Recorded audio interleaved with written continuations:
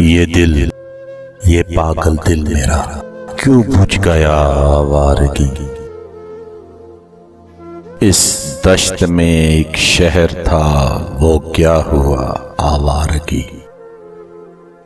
کل شب مجھے بے شکل کی آواز نے چونکا دیا۔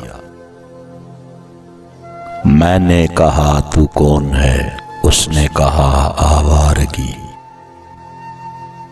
لوگو بھلا اس شہر میں کیسے جئیں گے ہم جہاں ہو جرم تنہا سوچنا لیکن سزا آوارگی۔ یہ درد کی تنہائیاں، یہ دشت کا ویراں سفر، ہم لوگ تو اکتا گئے اپنی سنا آوارگی۔ ایک اجنبی جھونکے نے جب پوچھا میرے غم کا سبب، صحرا کی بھیگی ریت پر میں نے لکھا آوارگی۔ اس سمت وحشی خواہشوں کی زد میں پیمانے وفا، اس سمت لہروں کی دھمک کچا گھڑا آوارگی۔ کل رات تنہا چاند کو دیکھا تھا میں نے خواب میں،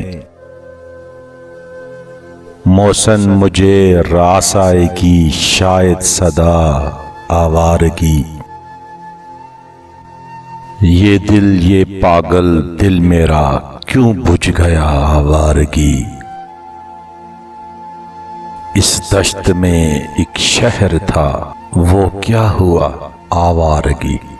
بسم اللہ الرحمن الرحیم۔ تمام بزرگوں، دوستوں، بھائیوں کو السلام علیکم ورحمۃ اللہ وبرکاتہ۔ سجیکوٹ آبشار سے آگے امریلا آبشار اور اس سے آگے پونا کا گاؤں آتا ہے۔ جب آپ پونا سے پیرکوٹ جائیں یا پیرکوٹ سے پونا کی طرف آئیں تو آپ کو ایک بہت لمبا راستہ پیدل چلنا پڑتا ہے۔ اس لمبے پیدل راستے سے بچنے کی خاطر وہاں پہ لفٹ لگائی گئی ہے، جسے مقامی زبان میں ڈولی کہا جاتا ہے۔ یہ ڈولی آپ کو دکھائی جا رہی ہے۔ ہم پہلے پونا سے پیرکوٹ جائیں گے اور پھر پیرکوٹ سے واپس پونا اسی ڈولی کے اوپر آئیں گے۔ انتہائی خطرناک سفر ہے یہ، آسان نہیں ہے کہ ڈولی میں ہی لوگ بھینس، بیل، بکریاں اور دیگر سامان خورد و نوش کا لے کر جاتے ہیں، اور یہ ایک مقامی سطح کی تیار کردہ ڈولی ہے جسے لفٹ کے ذریعے یعنی کہ تاروں کے ذریعے لفٹ بنا کر استعمال کیا جاتا ہے۔ تو آپ بھی اس کو دیکھیں اور یہ بھی سوچ آپ کو ضرور آئے گی کہ گاؤں کی زندگی انتہائی مشکل ہوتی ہے۔ ہم جہاں جاتے ہیں محظوظ ہوتے ہیں، گھومتے ہیں، پھرتے ہیں، تو ہم عارضی طور پر جاتے ہیں، ایک دن کے لیے، 2 دن کے لیے، 4-5 دن کے لیے، لیکن جو لوگ یہاں اپنی زندگیاں